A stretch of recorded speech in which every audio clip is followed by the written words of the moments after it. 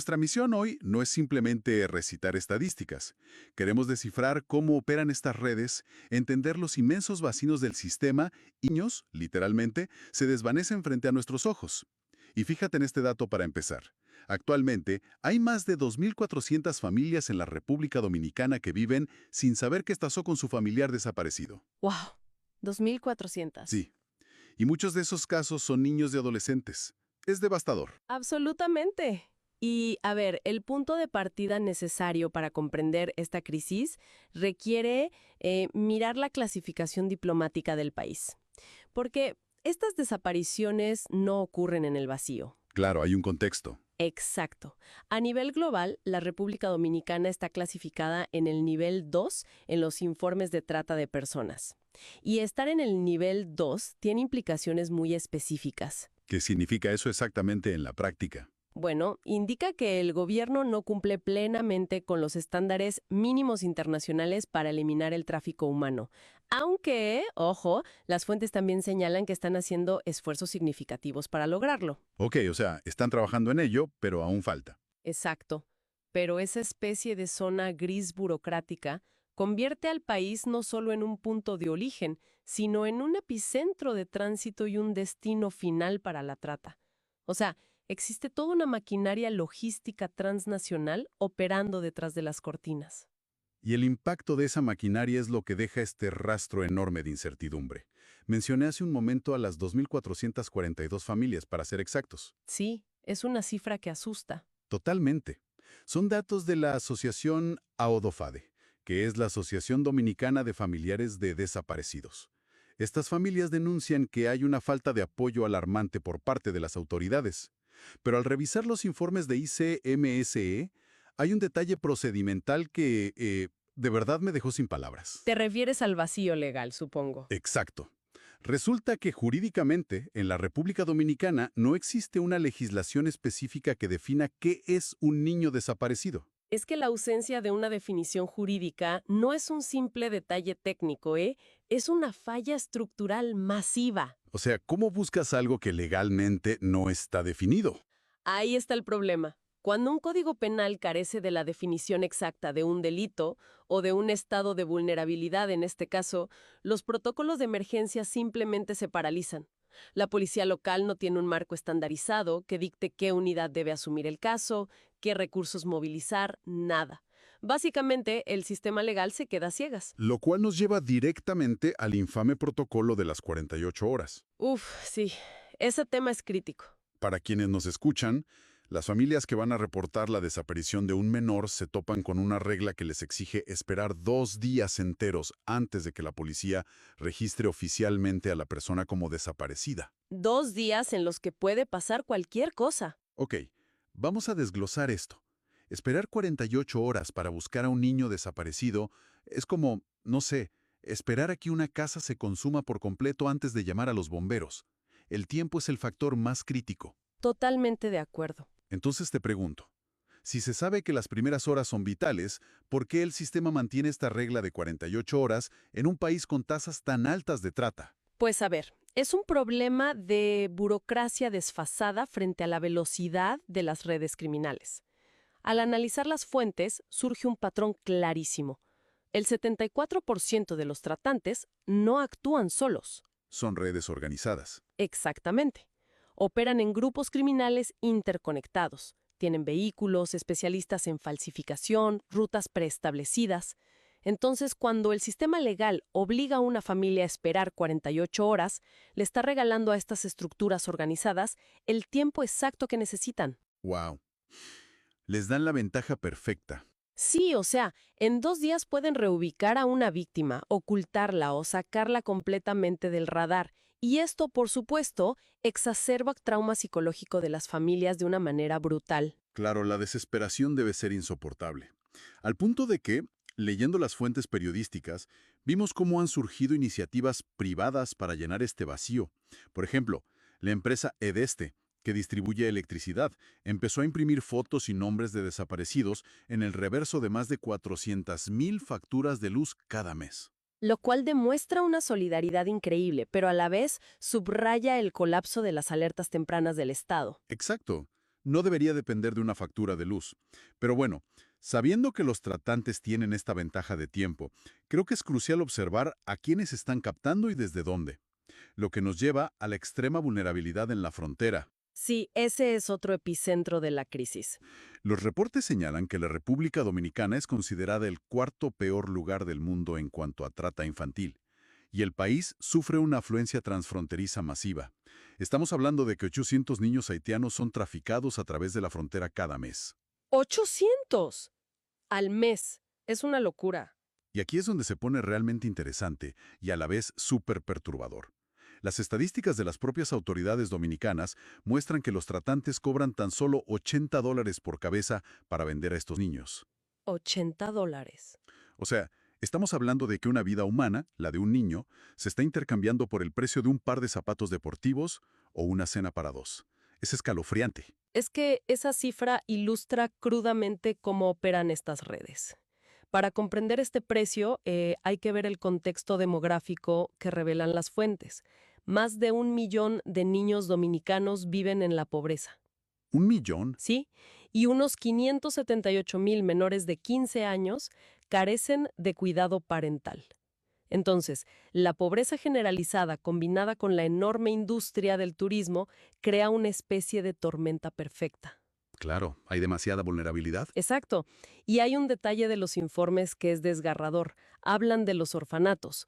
Uno pensaría que los niños ahí están protegidos, pero el 20% son huérfanos a causa del SIDA, y más del 80% de los menores en estas instituciones en realidad tienen al menos un padre vivo. Espera, ¿el 80% no son huérfanos? No, no lo son. Las fuentes los llaman huérfanos de papel. Son entregados por pura pobreza o peor aún, por engaños. Las familias empobrecidas a menudo son manipuladas por individuos a los que llaman buscadores de niños. ¿Y qué hacen estos buscadores exactamente? Pues van a las comunidades vulnerables y les prometen a los padres que sus hijos tendrán educación y una vida mejor si los entregan a la institución. Pero en realidad los están convirtiendo en productos de un mercado altamente rentable y de muy bajo riesgo para los traficantes. O sea, juegan con la esperanza de una familia que no tiene para comer. Es perverso.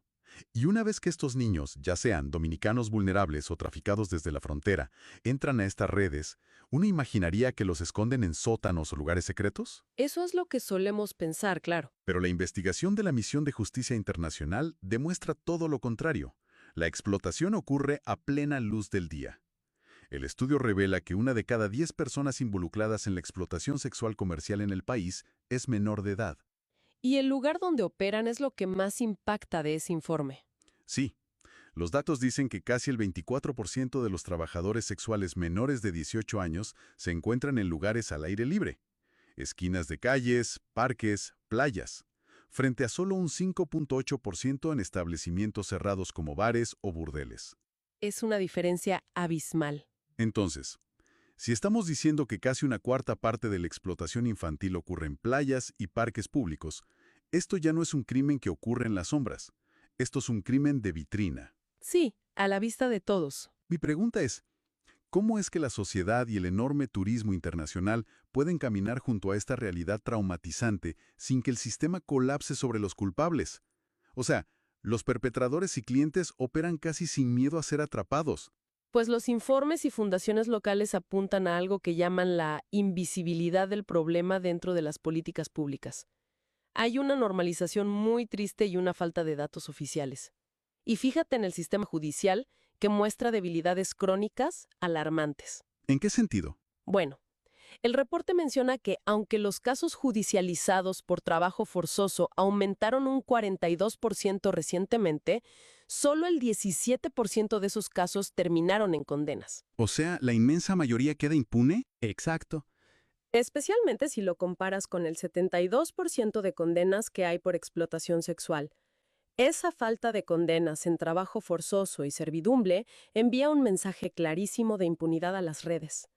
Además, las autoridades de a pie muchas veces no están capacitadas para identificar a las víctimas. Claro. Ven a un niño en la playa trabajando y asumen que es solo, digamos, un niño pobre buscando dinero, no una víctima de una red de trata. Ese es exactamente el punto. No saben leer las señales de control psicológico. Lo cual nos lleva a la última línea de defensa. Si el sistema falla en las calles y la burocracia está colapsada, la última oportunidad para interceptar a estos jóvenes antes de que desaparezcan o sean sacados del país son los aeropuertos. Sí, la frontera aérea. Los reportes señalan que los traficantes reclutan a muchas víctimas por Internet, sobre todo mujeres jóvenes y niñas, usando ofertas de trabajo falsas. Ya sabes que de modelos, bailarinas o empleos en resorts de lujo. Promesas espectaculares que son mentira. Totalmente. Y la UNODC está entrenando a personal en aeropuertos, junto con Aerodom, que gestiona los aeropuertos grandes. Según las fuentes, han capacitado a más de 120 funcionarios.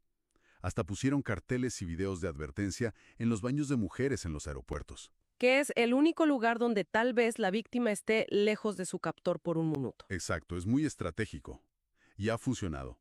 Han iniciado 8 investigaciones y rescatado a 24 víctimas. Dominicanos, venezolanos, colombianos, haitianos. Hubo un caso muy sonado de una mujer detenida intentando sacar a 2 niños del país para explotarlos. Son rescates vitales, sin duda. Pero, a ver, ¿qué significa todo esto en realidad? Atrapar a los traficantes en la puerta de embarque es como poner una curita en una hemorragia interna. O sea, es un gran alivio para esas 24 víctimas, por supuesto, pero considerando que desaparecen miles, ¿no nos indica esto que estamos fallando drásticamente en la prevención primaria? 100%. Y creo que esto ilustra a la perfección la complejidad corporativa de este crimen.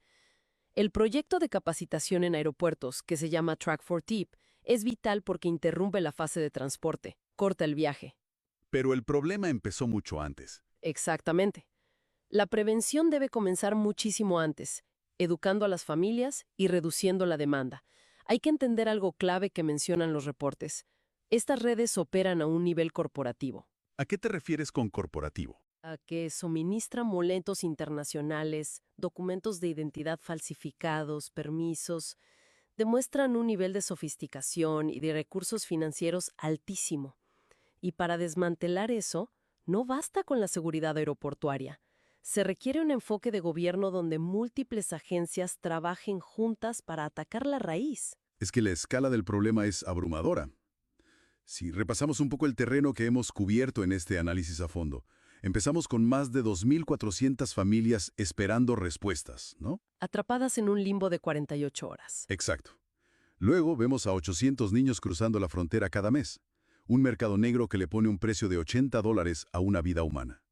Y encima, el 10% de la explotación sexual comercial involucra a menores a plena vista, en calles y playas. Es una avalancha de datos desgarradores. Y el hilo conductor en todo esto es el profundo trauma. No solo para los niños que sufren estos abusos inhumanos, sino para las familias que están atrapadas en esa espera burocrática y legal de la que hablábamos. Totalmente. Y de hecho, para cerrar este análisis, hay una reflexión que extrajimos de los manuales de intervención de la OJDP que me parece fundamental mencionar.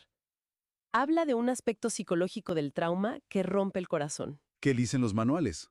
Señalan que el trauma y el condicionamiento son tan, pero tan profundos que la mayoría de los jóvenes que quedan atrapados en la trata sexual o laboral ni siquiera se identifican a sí mismos como víctimas. ¡Wow! Eso cambia todo. Por completo. A menudo sienten que están consintiendo debido a la manipulación psicológica tan fuerte a la que son sometidos, o realmente creen que no tienen mejores opciones para sobrevivir. No ven a la policía como rescatistas. Claro, el lavado de cerebro es total. Y eso me deja con una reflexión final. Algo para que quienes nos escuchan puedan meditarlo por su cuenta. A ver.